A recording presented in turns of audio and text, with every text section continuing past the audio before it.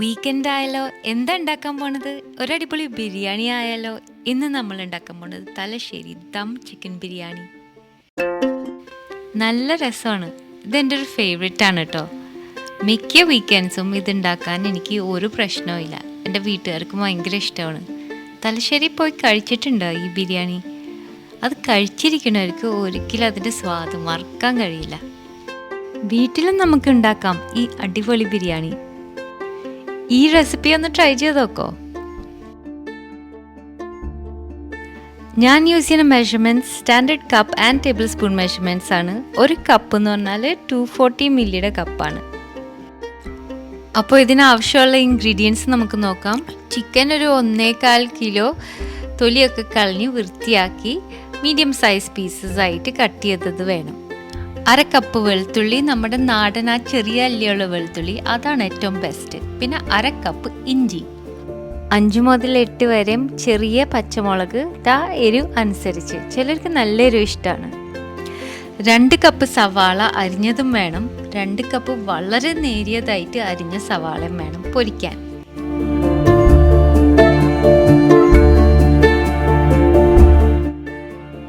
ഈ whole spices നമ്മുടെ special Thalassery biryani മസാലയ്ക്ക് വേണം. പിന്നെ ഈ സ്പൈസസ് ചോറുണ്ടാക്കാൻ വേണം.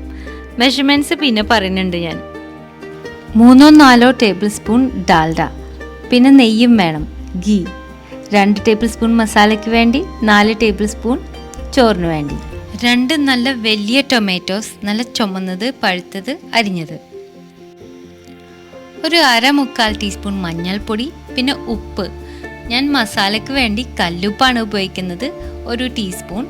പിന്നെ ചോറിന് വേണ്ടി കല്ലുപ്പോ സാധാരണ ഉപ്പോ ഉപയോഗിക്കാം, ഒരു 3 ടീസ്പൂൺ. ഒരു വലിയ പൊടി മല്ലിയില, ഒരു വലിയ പൊടി പുതിന. ഇത് നല്ല ഫ്രഷ് ആയിരിക്കണം. ഒരു ചെറുനാരങ്ങയുടെ നീര് 1 ടേബിൾ സ്പൂണോളം വേണം. 3 ടേബിൾ സ്പൂൺ നല്ല കട്ടിയുള്ള തൈര്. പിന്നെ നമുക്ക് വേണ്ടത് ബിരിയാണി അരി 4 കപ്പ്. തലശ്ശേരി ബിരിയാണിയുടെ പ്രത്യേക രുചി തികച്ചും ഈ കൈമ അല്ലെങ്കിൽ ജീരകശാല അരിന്ന് വരുന്നതാണ്. ഒരു പ്രത്യേക മണവും അതിൻ്റെ ടേസ്റ്റും വ്യത്യാസമാണ്.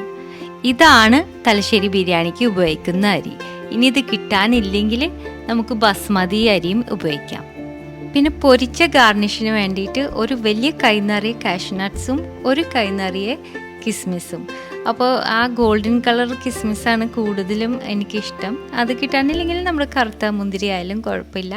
കുറച്ച് നേരം വെള്ളത്തിലിട്ടൊന്ന് കുതിർന്ന ശേഷം അത് ഒരു പേപ്പർ ടവലിലിട്ട് വെള്ളം വലിക്കാൻ വെക്കണം. അപ്പോഴാണ് അത് നല്ല ക്ലീനായിട്ട് ഫ്രൈ ചെയ്യാൻ പറ്റുന്നത്. ഇത് പൊരിക്കാനുള്ള എണ്ണയും വേണം. പിന്നെ നമുക്ക് റോസ് വാട്ടറും മഞ്ഞൾപ്പൊടിയും വേണം. ഇത് സെൻറ്റ് കൊടുക്കാനും ഒരു കളർ കൊടുക്കാൻ വേണ്ടിയിട്ടാണ്. അപ്പോൾ ഐറ്റംസ് ഒക്കെ റെഡിയല്ലേ, നമുക്ക് തുടങ്ങാം. ഏറ്റവും ആദ്യം നമുക്ക് ബിസ്തയ്ക്കുള്ള സവാള ഫ്രൈ ചെയ്തെടുക്കണം. ഇതിനാ നേരിയതായിട്ട് അരിഞ്ഞ സവാളയാണ് ഫ്രൈ ചെയ്യാൻ പോണത്. ഇതിനു വേണ്ടി ഒരു സ്ലൈസർ ഉപയോഗിച്ച് തന്നെ അരിയണം. നമ്മൾ കത്തി കൊണ്ട് അരിഞ്ഞാൽ എത്രയായാലും ഇത്ര നേരിയതായിട്ട് കിട്ടില്ല, അപ്പോൾ ഇത്ര മൊരിഞ്ഞും കിട്ടില്ല. ചിലർ ഇതിൽ നെയ്യിലാണ് പൊരിച്ചെടുക്കുന്നത്. ഞാൻ ഉപയോഗിക്കുന്നത് സൺഫ്ലവർ ഓയിൽ. പൊരിക്കുമ്പോഴേ ഇടയ്ക്കൊന്ന് അനക്കി കൊടുത്താൽ മതി. സ്ഥിരമായിട്ട് കണ്ടിന്യൂസ് ആയിട്ട് ഇളക്കണ്ട. നമ്മൾ ഉപയോഗിക്കുന്ന എണ്ണയുടെ അളവിനനുസരിച്ച് ബാച്ചായിട്ട് പൊരിക്കുന്നതായിരിക്കും നല്ലത്, മൊരിഞ്ഞ് കിട്ടാൻ. ഇതിപ്പോൾ അത്യാവശ്യം വലുപ്പമുള്ള ചട്ടിയിൽ അത്യാവശ്യം എണ്ണ ഉണ്ട്, അതുകൊണ്ട് ഒറ്റ ബാച്ചിൽ തന്നെയാണ് പൊരിച്ചെടുക്കുന്നത്. ആദ്യം കുറേ നേരം എടുക്കണ പോലെ തോന്നും, പക്ഷെ ഒന്ന് ഗോൾഡൻ ആയി തുടങ്ങിയാൽ പിന്നെ സൂക്ഷിച്ച് ശ്രദ്ധിച്ച് നിൽക്കണം. പെട്ടെന്നായിരിക്കും കറുത്ത് പോണത്. ഒരു ഗോൾഡൻ ബ്രൗൺ കളറായി കഴിഞ്ഞാൽ പെട്ടെന്ന് തന്നെ കോരി മാറ്റി ഒരു വലിയ ഇടമുള്ള സ്റ്റെയിൻലെസ് സ്റ്റീൽ സ്ട്രെയിനറിലേക്ക് മാറ്റാം. ഈ സ്പൈഡർ സ്ട്രെയിനർ എന്നൊക്കെ പറഞ്ഞ് കിട്ടുന്നത്.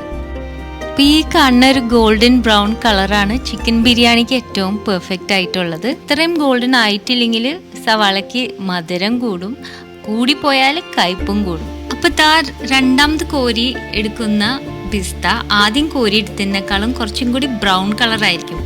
ഇത് നമുക്ക് മസാലയ്ക്ക് ഉപയോഗിക്കേണ്ട, പകരം ചോറിന് ഗാർണിഷായിട്ട് അവസാനം ഉപയോഗിക്കാം. ലൈറ്റ് കളറായിട്ടുള്ളത് മസാലയിൽ ചേർത്താൽ മതി. അപ്പം നേരത്തെ പറഞ്ഞ പോലെ ഇതുപോലത്തെ ഒരു സ്പൈഡർ സ്ട്രെയിനറിലേക്ക് ഈ പൊരിച്ച് വെച്ചിരിക്കുന്ന പിസ്ത മാറ്റി വെക്കുമ്പോൾ കുറച്ച് കഴിയുമ്പോൾ ഇത് നല്ല ക്രിസ്പായിട്ട് കിട്ടും.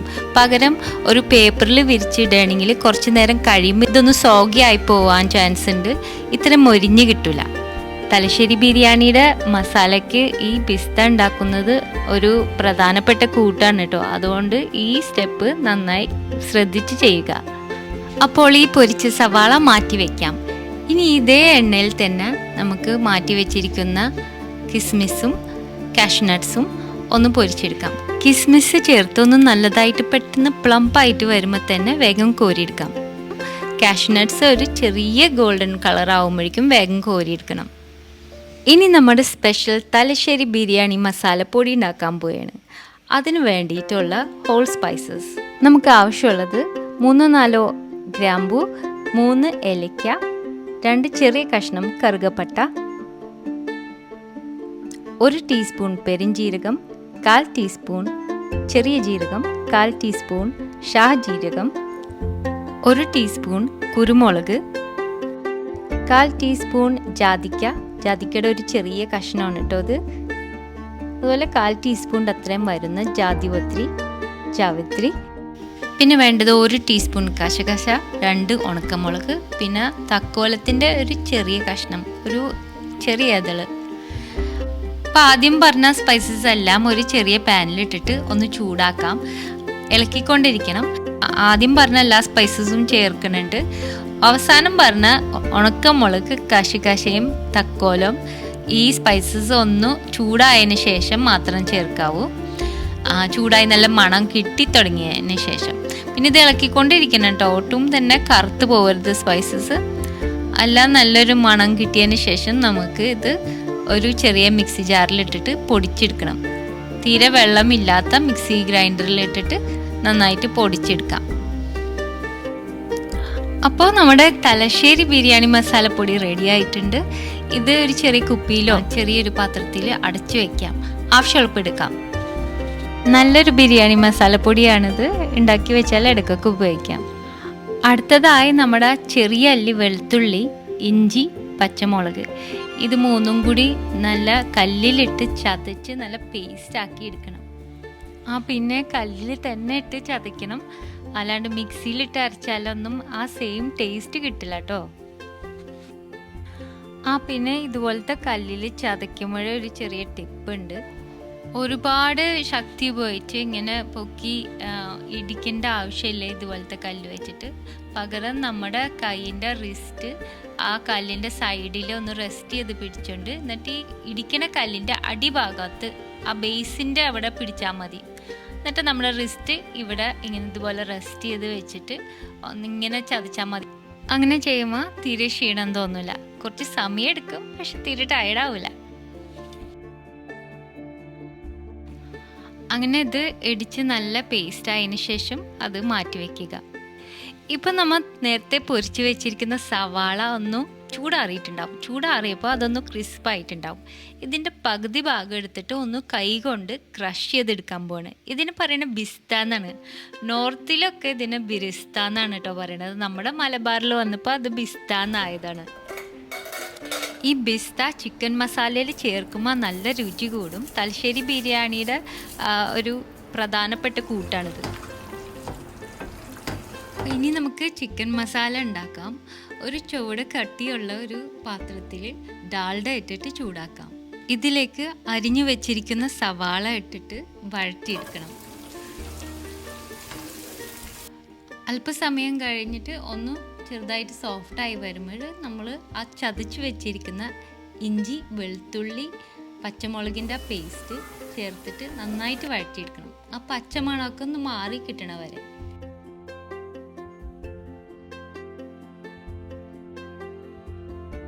കളറൊന്നും അങ്ങനെ മാറി ബ്രൗൺ ആയി പോകരുത്. ആ പച്ചമണമൊക്കെ നന്നായി മാറിയതിന് ശേഷം കഴുകി മാറ്റി വെച്ചിരിക്കുന്ന ചിക്കൻ കഷ്ണങ്ങൾ ഇപ്പം ആഡ് ചെയ്ത് കൊടുക്കാം. ഈ സമയത്ത് ഫ്ലെയിം കൂട്ടി ഹൈ ഫ്ലെയിമിൽ വെച്ചിട്ട് തന്നെ വേഗം വേഗം ചിക്കൻ ഇങ്ങനെ മറിച്ച് അതൊന്ന് ഫ്രൈ ചെയ്തെടുക്കണം കുറച്ച് നേരം. അങ്ങനെ ആ ഹൈ ഫ്ലെയിമിലിട്ട് പെട്ടെന്ന് ഇങ്ങനെ മറിച്ചിടുമ്പോൾ ചിക്കൻ കുക്കായി വരുമ്പോൾ വെളുത്ത് വരും. മുഴുവൻ ആയിട്ട് ഇതുപോലെ യൂണിഫോം ആയിട്ട് വെളുത്ത് വരണം. ആ പിങ്ക് കളറൊക്കെ മാറി ഓരോ കഷ്ണങ്ങൾ ഇങ്ങനെ മറിച്ചിട്ട് കൊടുക്കാം. ഈ സമയത്തുമ്പോൾ നമ്മൾ പൊടിച്ച് വെച്ചിരിക്കുന്ന ബിരിയാണി മസാലപ്പൊടി ചേർത്ത് കൊടുക്കാം. ഒരു 1.5 ടേബിൾ സ്പൂൺ ചേർത്ത് കൊടുത്താൽ മതിയാവും.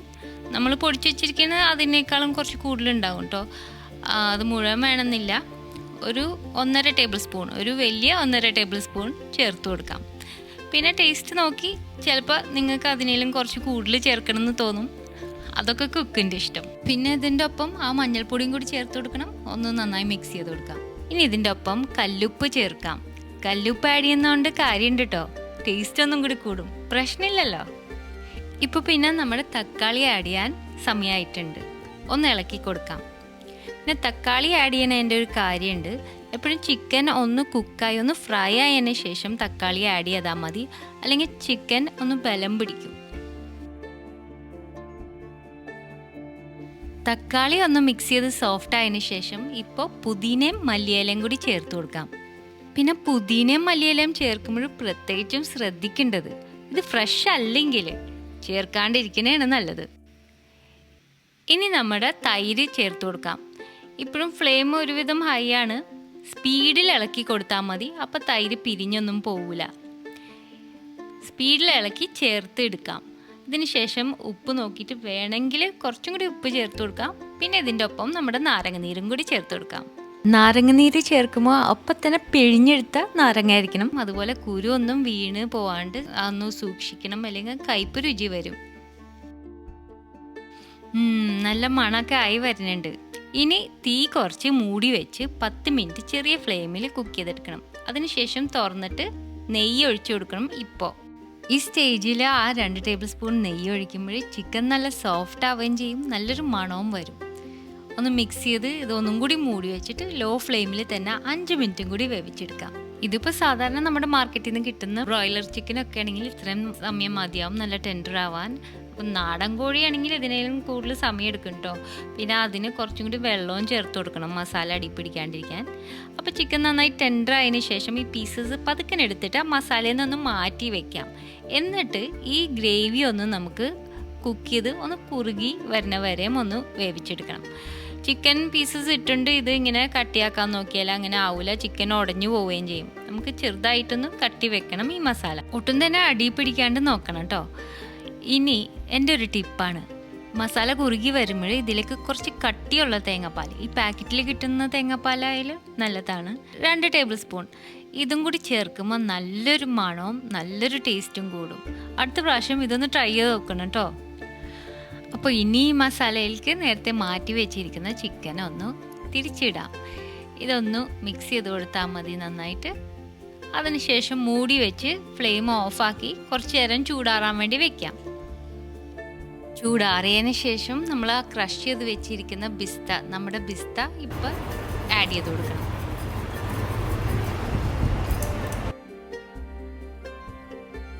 അപ്പോൾ ഇതാണ് നമ്മുടെ ബിരിയാണിക്കുള്ള ചിക്കൻ മസാല. ഇത് മാറ്റി വയ്ക്കാം. ഇനി നമുക്ക് ബിരിയാണിക്കുള്ള ചോറ് കുക്ക് ചെയ്യാൻ സമയമായി. തുടങ്ങുന്നതിന് മുമ്പ് നമ്മുടെ 4 കപ്പ് കൈമാരി എടുത്തിട്ട് നന്നായിട്ടൊന്ന് കഴുകി 1 ടീസ്പൂൺ ഉപ്പും ചേർത്ത് ഒന്ന് സ്ക്രബ് ചെയ്തതിന് ശേഷം ഒന്നും കൂടി കഴുകി റിൻസ് ചെയ്ത് അതിനുശേഷം കുറച്ച് നേരം ഇത് ഡ്രെയിൻ ചെയ്യാൻ മാറ്റി വെക്കണം. നന്നായി കഴുകിയാൽ മതി, ആ വെള്ളം ക്ലിയർ ആവണ വരെ. കൈമാരി കുതിർത്തി വെക്കേണ്ട ആവശ്യമില്ല. അപ്പോൾ ഇതുപോലെ വെള്ളം നന്നായിട്ട് തെളിഞ്ഞു വന്നാൽ മതി. അതിനുശേഷം കുറച്ച് നേരം അത് ഡ്രെയിൻ ചെയ്യാൻ തന്നെ മാറ്റി വെക്കണം.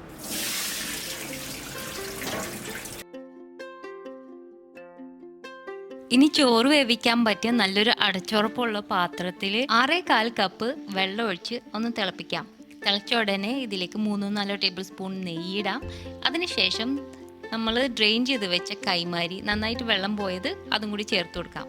ഒന്നും കൂടി വീണ്ടും തിളച്ചതിന് ശേഷം ഹോൾ സ്പൈസസ് ആഡ് ചെയ്യാം. ഏകദേശം ഒരു 12 ഗ്രാമ്പു, ഒരു 6-7 ഏലക്ക, 3 ചെറിയ കഷ്ണം കറുകപ്പട്ട, ഒരു നുള്ള് പെരിഞ്ജീരകം. അതിലേക്ക് ഒരു 3 ടീസ്പൂൺ ഉപ്പും കൂടി ചേർക്കാം.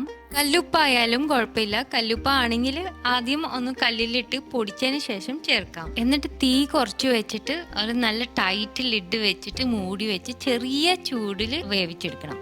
ഇതിൻ്റെ ഇടയിൽ ഒരു പ്രാവശ്യമായിട്ട് തുറന്ന് ഒന്ന് മിക്സ് ചെയ്ത് കൊടുത്താൽ മതി. ഒരുപാട് പ്രാവശ്യം ഒന്നും തുറക്കാൻ നിൽക്കരുത്. എന്നിട്ട് വെന്ത ഉടനെ ആ ചോറ് ഒന്ന് ഒരു ഫോർക്ക് വെച്ചിട്ട് ഒന്ന് ഫ്ലഫ് ചെയ്ത് വിടർത്തി കൊടുക്കണം. അതുപോലെ തന്നെ അടിയിൽ നിന്ന് ഒന്നും മറിച്ചു കൊടുക്കാം. ആ കൂടുതലുള്ള ആവി പോയി കിട്ടാൻ വേണ്ടിയിട്ടാണ്. വേണമെങ്കിൽ കുറച്ച് നേരം ഫാനിൻ്റെ അടിയിലും വെക്കാം. എന്തായാലും ആ ആവി നന്നായി പോയി ചോറ് കട്ട കൂടാണ്ട് ശ്രദ്ധിക്കണം. അപ്പോഴാണ് നല്ല ബിരിയാണി ചോറാവുന്നത്. അപ്പോൾ ഇനി നമ്മൾ ദമ്മിടാൻ പോവാണ്. ഇതിനു വേണ്ടി നല്ല ചൂട് കട്ടിയുള്ള ഒരു ബിരിയാണി ചെമ്പ് വേണം. ഇതിന് നല്ല ടൈറ്റ് മൂടിയുള്ളതായിരിക്കണം. ഇതുപോലത്തെ ബിരിയാണി ചെമ്പോ അല്ലെങ്കിൽ അലൂമിനിയം പാത്രം അല്ലെങ്കിൽ നോൺ സ്റ്റിക്ക് ഏതായാലും കുഴപ്പമില്ല. അത്യാവശ്യം വലുപ്പം വേണം. നമ്മുടെ ബിരിയാണി മസാലയും അതിൻ്റെ ചോറും എല്ലാം ഫിറ്റ് ചെയ്യാനും കുറച്ച് ആവിയൊക്കെ ഡെവലപ്പ് ചെയ്യാനും പറ്റിയ അത്ര സൈസ് വേണം. അപ്പോൾ ഇതിൻ്റെ അടിയിലൊന്ന് ചെറുതായിട്ട് എണ്ണ തടവി കൊടുക്കാം. അതിനുശേഷം ചിക്കൻ മസാല ഇട്ട് കൊടുക്കാം. ചിക്കൻ മസാല ഇട്ട് കൊടുക്കുമ്പോൾ പ്രത്യേകിച്ചും ശ്രദ്ധിക്കേണ്ടത് ഈ ചെമ്പിൻ്റെ സൈഡിൽ മുട്ടാതെ സെൻറ്ററിൽ മാത്രം ഇട്ട് കൊടുക്കാം.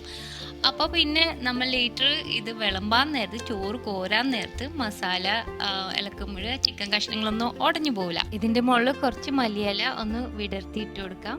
പിന്നെ നമ്മൾ വേവിച്ച് വെച്ചിരിക്കുന്ന ആ ഫ്ലഫ് ചെയ്ത് വെച്ചിരിക്കുന്ന ചോറ് ഒരു 1/4 ഭാഗം ഇപ്പോൾ ഇട്ട് കൊടുക്കാം. നല്ലതുപോലെ കട്ടകളൊക്കെ പോയി വിടർത്തി ഇട്ട് കൊടുക്കാം.